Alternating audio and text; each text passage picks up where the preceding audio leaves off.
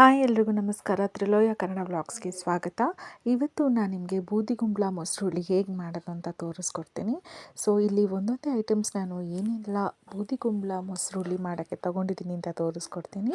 ಇಲ್ಲಿ ನಾನು 7 ಹಸಿಮೆಣಸಿನ್ಕಾಯಿ, 1 ಹಿಡಿಯಷ್ಟು ಕೊತ್ತಂಬರಿ ಸೊಪ್ಪು, ಹಾಗೆ ಒಂದು ಚಿಕ್ಕ ಬೌಲಷ್ಟು ಜೀರಿಗೆ, ಒಂದು ಚಿಕ್ಕ ಬೌಲಷ್ಟು ಬೆಳ್ಳುಳ್ಳಿ, ಕರಿಬೇವಿನ ಸೊಪ್ಪು ಸ್ವಲ್ಪ ಒಗ್ಗರಣೆಗೆ, ಹಾಗೆ ಸ್ವಲ್ಪ ಮಿಕ್ಸಿಗೆ, ಹಾಗೆ ಕಾಯಿ, ಮತ್ತು ಇಲ್ಲಿ ನಾನು ಮೇನ್ ಇಂಗ್ರೀಡಿಯೆಂಟ್ ಬೂದಿಗುಂಬಳನ ತೋರಿಸ್ತಾ ಇದ್ದೀನಲ್ಲ ಆ ಥರ ಶೇಪಿಗೆ ಕಟ್ ಮಾಡಿ ಇಟ್ಕೊಂಡಿದ್ದೀನಿ.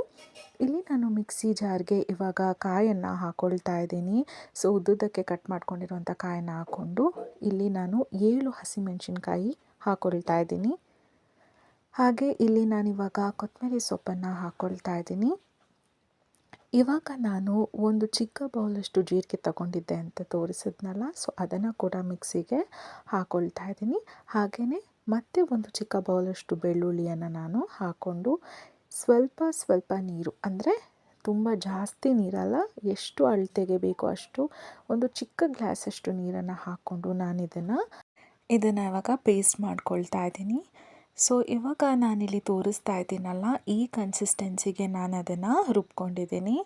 ಹಾಗೆ ತುಂಬಾ ನೀರು ಹಾಕ್ಕೊಂಡು ರುಬ್ಕೋಬಾರ್ದು. ಒಂದು ಚಿಕ್ಕ ಗ್ಲಾಸಲ್ಲಿ ನಾನು ಆಗಲೇ ತೋರಿಸ್ದಾಗೆ ಸ್ವಲ್ಪನೇ ಹಾಕ್ಕೊಂಡು ರುಬ್ಕೋಬೇಕು. ನೋಡಿದ್ರಲ್ಲ, ನಾನು ಈ ಕನ್ಸಿಸ್ಟೆನ್ಸಿಲಿ ಅದನ್ನು ರುಬ್ಕೊಂಡಿದ್ದೀನಿ.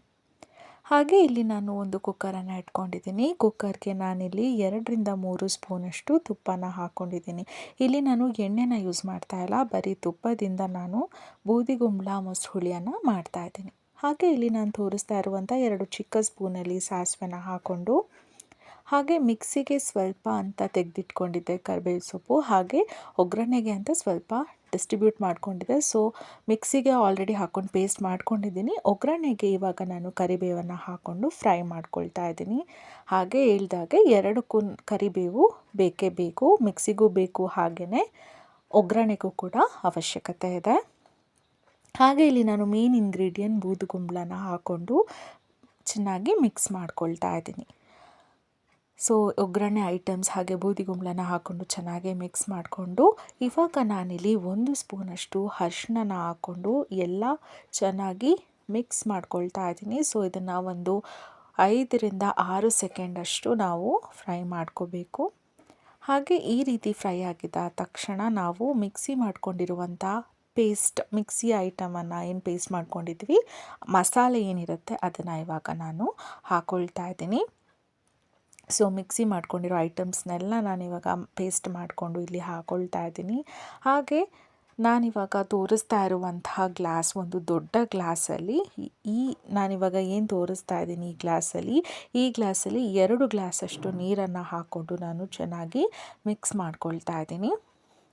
ಹಾಗೆ ಇಲ್ಲಿ ನಾನಿವಾಗ ರುಚಿಗೆ ತಕ್ಕಷ್ಟು ಉಪ್ಪನ್ನು ಕೂಡ ಹಾಕ್ಕೊಳ್ತಾ ಇದ್ದೀನಿ. ಉಪ್ಪನ್ನು ನೋಡ್ಕೊಂಡು ಹಾಕ್ಕೊಳ್ಳಿ ಯಾವಾಗಲೂ. ಹಾಗೆ ಉಪ್ಪನ್ನು ಹಾಕಿದ ತಕ್ಷಣ ಚೆನ್ನಾಗಿ ಮಿಕ್ಸ್ ಮಾಡಿಕೊಂಡು ಇದಕ್ಕೆ ಇವಾಗ ನಾನು ಲಿಡ್ಡನ್ನು ಕ್ಲೋಸ್ ಮಾಡಿ 1 ವಿಷಲನ್ನು ಕೊಡಿಸ್ಬೇಕು. 1 ವಿಷಲ್ ಕೊಟ್ಟ ನಂತರ ನೋಡಿದ್ರಲ್ಲ, ಬೂದಿಗುಂಬಳ ಸಾರು ರೆಡಿಯಾಗಿದೆ. ಸೊ ನಮ್ಮ ಫುಲ್ ರೆಸಿಪಿ ಹೆಸರು ಬೂದಿಗುಂಬಳ ಮೊಸರುಹುಳಿ ಅಂತ. ಹಾಗಾಗಿ ಮೊಸರನ್ನು ಹಾಕದೆ ಈ ಸಾರು ಕಂಪ್ಲೀಟ್ ಆಗಲ್ಲ. ಸೊ ಇವಾಗ ಒಂದು ಫೈನಲ್ ಸ್ಟೆಪ್ಪಲ್ಲಿದ್ದೀವಿ ನಾವು. ಸೊ ಫೈನಲ್ ಆಗಿ ಒಂದು ಇಂಗ್ರೀಡಿಯೆಂಟ್ ಏನು ಹಾಕ್ತೀವಿ ಅಂತ ಹೇಳಿದ್ರೆ ಮೊಸರನ್ನ ಹಾಕ್ಕೊಳ್ತೀವಿ.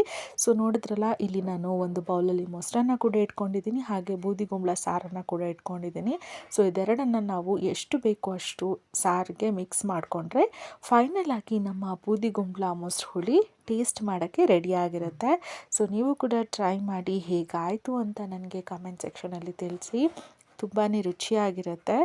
ಹಾಗೆ ಯಾರಿಗೆಲ್ಲ ನನ್ನ ಈ ವಿಡಿಯೋ ಇಷ್ಟ ಆಯಿತು ಅವರೆಲ್ಲರೂ ಕೂಡ ಸಬ್ಸ್ಕ್ರೈಬ್ ಮಾಡಿಕೊಡಿ. ಹಾಗೆ ನಿಮ್ಮ ಫ್ರೆಂಡ್ಸ್ಗಳಿಗೂ ಕೂಡ ಶೇರ್ ಮಾಡಿ ಈ ರೆಸಿಪಿಯನ್ನು. ಹಾಗೆ ಲೈಕ್ ಮಾಡಿ, ಶೇರ್ ಮಾಡಿ, ಸಬ್ಸ್ಕ್ರೈಬ್ ಮಾಡಿ ಅಂತ ಹೇಳ್ತಾ ಥ್ಯಾಂಕ್ ಯು ಸೋ ಮಚ್.